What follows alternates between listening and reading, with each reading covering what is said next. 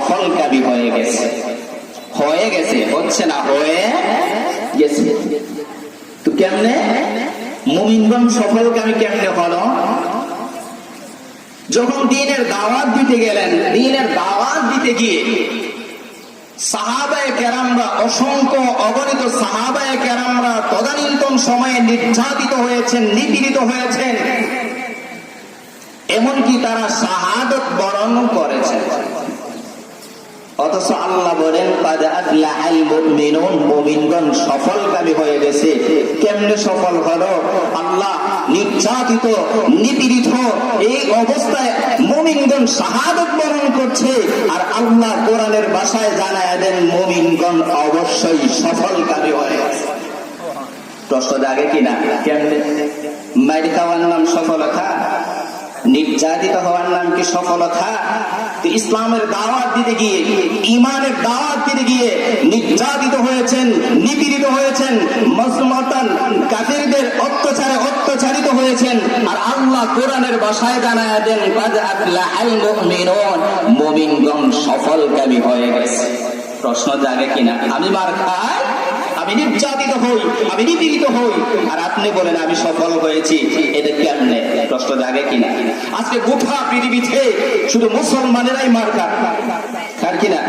মুসলমানেরাই নির্যাতিত, মুসলমানেরাই নিপীড়িত, মুসলমানেরা হত্যা হচ্ছে, মুসলমানেরা জীবন দিচ্ছে, জালিমের কারাগারে বছরের পর বছর জুলুমের শিকার হচ্ছে, আর আল্লাহ বলেন মুমিনগণ সফলকামী হয়ে গেছে। প্রশ্ন জাগে কিনা? কথাগুলো বোঝার জন্য বলছি। যদি প্রশ্ন বুঝে তাহলে উত্তর দেওয়া সহজ। কি বলেন? আচ্ছা দেখেন, গোটা পৃথিবীতে মুসলমানেরা আজকে নির্যাতিত আর নিপীড়িত হচ্ছে কিনা? কথা বলেন। মুসলমানেরাই নির্যাতিত হচ্ছে, নিপীড়িত হচ্ছে। যেখানেই মুসলমান সেখানেই নির্যাতন, যেখানেই মুসলমান সেখানেই নিপীড়ন, আছে কিনা? তো আল্লাহর কোরআনে আল্লাহ বলেন ক্বাদ আফলাহাল মুমিনুন, মুমিনগণ সফলকামী হয়ে গেছে। কেমনে?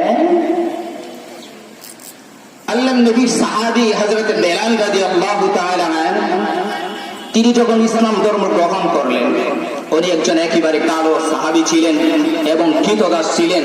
যখন বেলাল রাদিয়াল্লাহু তাআলা আনহু তিনি ইসলাম ধর্ম গ্রহণ করলেন, এই বেলাল রাদিয়াল্লাহু তাআলা আনহুকে এমন ভাবে নির্যাতন করেছে, নিপীড়ন করেছে, উত্তপ্ত বালির মধ্যে শোয়া বুকের উপর পাথর তুলে দেওয়া হয় না।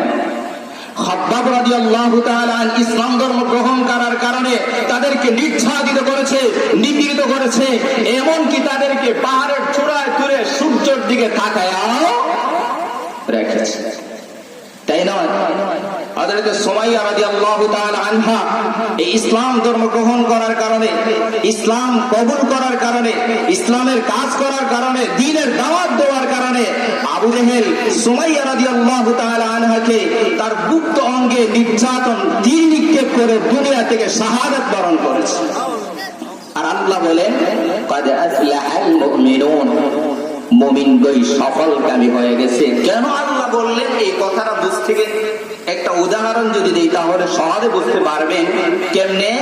যেমন এখানে যদি একটা নির্যাতন, একটা হাঙ্গামা সৃষ্টি হয়, আর এই হাঙ্গামার মধ্যে অনেক নির্যাতিত হয়েছে, নিপীড়িত হয়েছে, কিন্তু ওইখান ছেড়ে যায় নাই, ওখানের মধ্যে আছে, তখন আপনি গিয়ে বলবেন আরে তোমরাই সফল হয়েছ, কারণ এত কিছু হওয়ার পর তোমরা এই জায়গা ছাড়ো নাই, বলবে কিনা? ঠিক আল্লাহ সুবহানাহু ওয়া তাআলা এত নির্যাতিত হওয়ার পরেও, নিপীড়িত হওয়ার পরেও, সাহাবায়ে কেরামদেরকে নির্যাতন করার পরেও, সুমাইয়া রাদিয়াল্লাহু তাআলা আনহাকে গুপ্ত অঙ্গে তীর নিক্ষেপ করে শাহাদাত বরণ করার পরেও আল্লাহ বলেন মুমিনগণ সফলকারী হয়ে গেছে। কেমনে? এই ধৈর্য, ঈমান আনয়ন করার কারণে, ঈমানের উপর অটল থাকার কারণে আল্লাহ বলেন মুমিনগণ সফলকারী হয়ে গেছে। তারপরে আল্লাহ বলেন ক্বাদ আফলাহাল মুমিনুন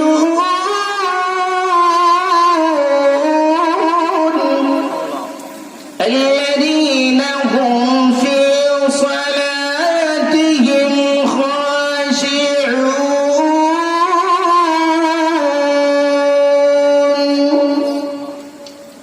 বলেন মুমিনগণ সফলকামী হয়ে গেছে কিসের মাধ্যমে?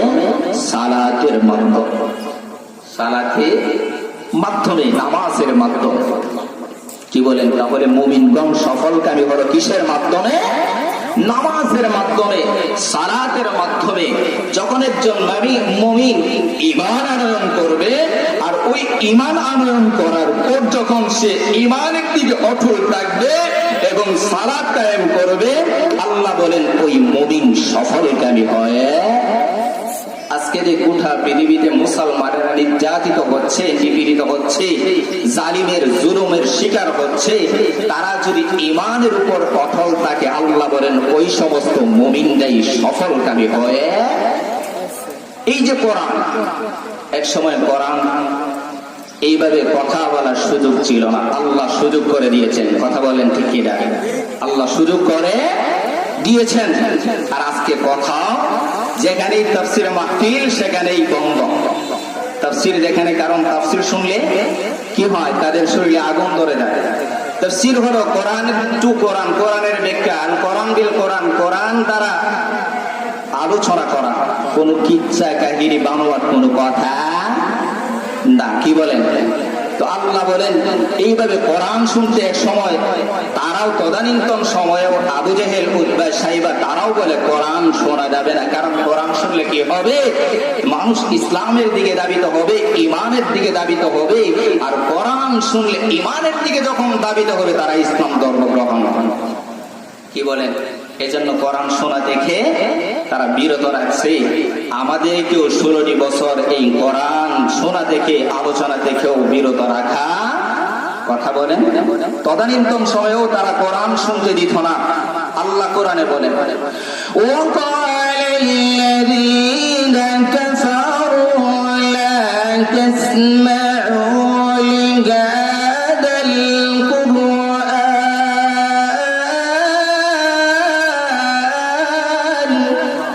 ওয়ালগাউ ফীহি লাআল্লাকুম তুফলিহুন।